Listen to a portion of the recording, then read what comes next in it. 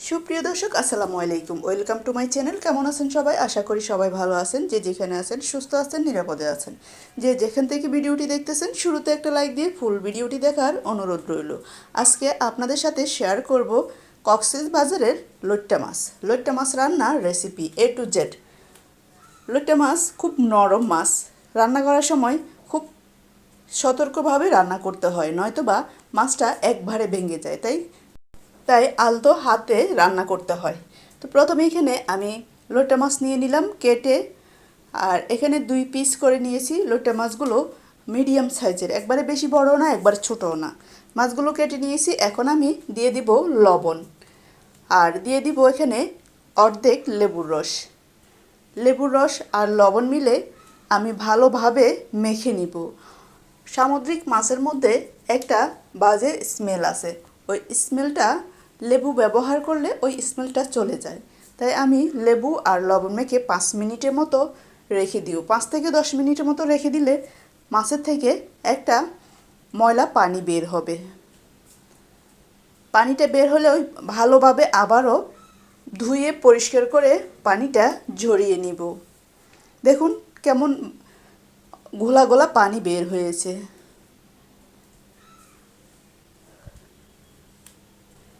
এখন আমি রেখে দিব 10 মিনিটের মতো। 10 মিনিট পর আবার ফিরে আসব। তো দেখুন 10 মিনিট পর ফিরে আসলাম, আবারও একটু ভালোভাবে মেখে নিব। মেখে ভালোভাবে পরিষ্কার করে ধুয়ে নিব। তো আমার ধোয়া হয়ে গেল। এখন আমি মাছগুলো একটা বাটিতে নিয়ে নেব। পানিটা ঝরিয়ে নিয়েছি। আর এখানে আমি 2টা ডিম দিয়ে দিলাম। দিয়ে দিব 2 টেবিল চামচের মতো বেসন অথবা ময়দা ব্যবহার করলে মাছগুলো ভালোভাবে ভাজা যায়, নয়তোবা একবারে ভেঙে যায়। দিয়ে দিব স্বাদ মতো লবণ, হলুদের গুঁড়ো হাফ টিস্পুনের মতো, মরিচের গুঁড়ো হাফ টিস্পুনের মতো। এখন আমি হাতের সাহায্যে ভালোভাবে মেখে নিব। আপনারা চাইলে এখানে অন্য কোনো মশলাও ব্যবহার করতে পারেন। জালটা আপনারা আপনাদের পছন্দ মতো ব্যবহার করবেন। আর এখানে অনেকে মাখার সময় আদা রসুন জিরার গুঁড়ো ব্যবহার করে, আপনারা চাইলে ব্যবহার করতে পারেন। আমি এখানে বেশি মশলা ব্যবহার করি নাই, শুধু হলুদ আর লবণ মরিচ দিয়ে মেখে নিয়েছি। এখন চুলায় কড়াই বসিয়ে দিয়েছি। কড়াইয়ের মধ্যে দিয়ে দিব পরিমাণ মতো তেল। আমি ভাজার জন্য যতটুকু প্রয়োজন তেল, ওই পরিমাণ তেল দিয়ে দিলাম। এখন আমি কাঁটা চামচের সাহায্যে মাছগুলো এক এক করে দিয়ে দিব। তবে খেয়াল রাখতে হবে, বেশি গায়ে গায়ে লাগলে তাহলে মাছগুলো ভেঙে যাবে, উল্টাতে সুবিধা হবে না। তাই একটু ফাঁকা রেখে রেখে মাছগুলো দিতে হবে। মাছগুলো দিয়ে ভালোভাবে এক সাইড হয়ে গেলে আমি আবার উল্টিয়ে দিব।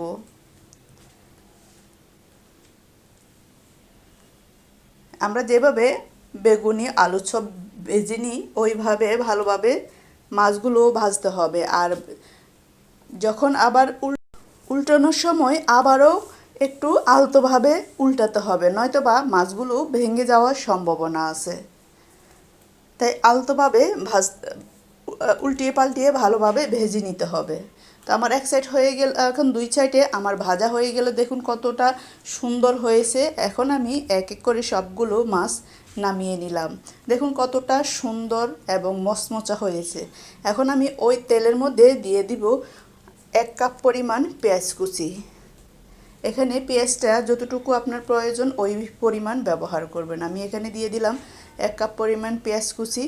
দিয়ে দিব এখানে পেঁয়াজগুলো যখন একটু ব্রাউন কালার হয়ে আসবে, একটু নরম হয়ে আসবে, আমি অফিস কিনে এখানে লবণও দিয়ে দিলাম। পেঁয়াজের মধ্যে দিয়ে দিলাম একটা টমেটো পেস্ট। এখন দিয়ে দিব কাঁচামরিচ। এখানে আমি কাঁচামরিচের ঝালটা ব্যবহার করব। ঝালটাও আপনাদের পছন্দ মতো ব্যবহার করবেন, তবে লইট্টা মাছ রান্না করার সময় একটু ঝাল ঝাল করে রান্না করলে খেতে ভালো লাগে। আর দিয়ে দিব এখানে হাফ টিস্পুনের মতো রসুন বাটা, হাফ টিস্পুন আদা বাটা, দিয়ে ভালোভাবে আমি আরও কিছুক্ষণ কষিয়ে নিব, যাতে কাঁচা গন্ধটা আদা রসুনের কাঁচা গন্ধটা চলে যায়। কাঁচা গন্ধটা থাকলে ভালো লাগবে না, তাই একটু চুলার আঁচটা মিডিয়াম টু লো হিটে রেখে আদা রসুনটা ভালোভাবে একটু কষিয়ে নিব।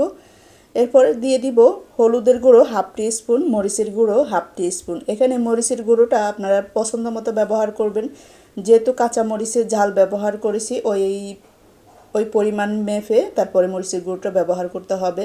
তবে ঝালটা যার যার ব্যাপার, যে যতটুকু ঝাল পছন্দ করবেন ওই পরিমাণ ঝাল ব্যবহার করবেন। দিয়ে দিলাম হাফ টি স্পুনের থেকে একটু কম হলুদের গুঁড়ো, আর মরিচের গুঁড়ো আমার পছন্দ মতো আমি ব্যবহার করলাম। আর দিয়ে দিব হাফ টি স্পুনের মতো জিরের গুঁড়ো সবগুলো মশলা দিয়ে ভালোভাবে আরও কিছুক্ষণ কষিয়ে নিব। তবে এই সময় একবারে চুলার আঁচটা মিডিয়াম লো হিটে রেখে তারপরে কষিয়ে নিতে হবে। ভালোভাবে কষানো হয়ে গেলে এখানে আমি দিয়ে দিব ফুটন্ত গরম পানি। আর আমি অফিস কিনে, আবারও বলছি, অফিস কিনে লবণটা ব্যবহার করেছি। লবণটা স্বাদ মতো আপনারা ব্যবহার করবেন। এখন গরম পানি দিয়ে আরও কিছুক্ষণ মশলাটা কষিয়ে নিব। মশলাটা যখন ভালোভাবে কষানো হবে, মাছটা দিয়ে 2-3টা বলক দিয়ে নামিয়ে নিতে হবে, কারণ মাছটা অনেকটাই নরম। তাহলে বেশি যদি রান্না করে থাকেন তাহলে মাছটা একবারে ভেঙে যাবে, গুঁড়ো গুঁড়ো হয়ে যাবে।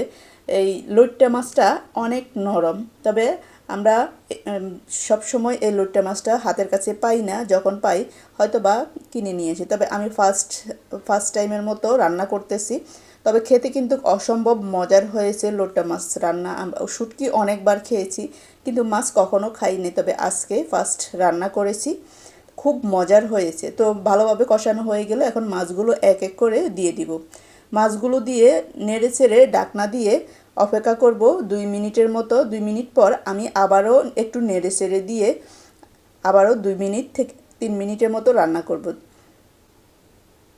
তবে বেশি কষানো যাবে না, বেশি রান্না করা যাবে না। বেশি রান্না করলে মাছটা ভেঙে যাওয়ার সম্ভাবনা বেশিই থাকে, তাই একটু খেয়াল রেখে এই মাছটা রান্না করতে হবে, নয়তো বা ভেঙে যাবে। তো এখন মাছগুলো আমি এক এক করে আবারও একটু উল্টিয়ে পাল্টিয়ে দিব। উল্টিয়ে পাল্টিয়ে একটু নেড়ে চেড়ে নামিয়ে গরম গরম পরিবেশন করব।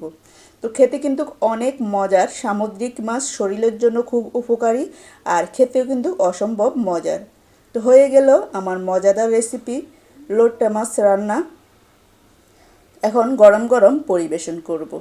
আমার এই লইট্টা মাছ রান্না আপনাদের কেমন লাগলো? যদি ভালো লেগে থাকে লাইক কমেন্ট শেয়ার করে পাশে থাকবেন সবাই। তো সবাই ভালো থাকবেন, সুস্থ থাকবেন। আবার দেখা হবে যে কোনো ভিডিওতে যে কোনো রেসিপি নিয়ে। আর একবার হলো এভাবে ট্রাই করে দেখবেন, একটুও ভাঙবে না। আর খুব মজার একটা রেসিপি, আর খুব মজার একটা মাছ। আশা করি আপনাদেরও ভালো লেগেছে। তো সবাই সুস্থ থাকবেন, ভালো থাকবেন। আবার দেখা হবে যে কোনো ভিডিওতে। আর যারা যারা শুরু থেকে শেষ পর্যন্ত আমার সাথে ছিলেন সবাইকে অসংখ্য ধন্যবাদ।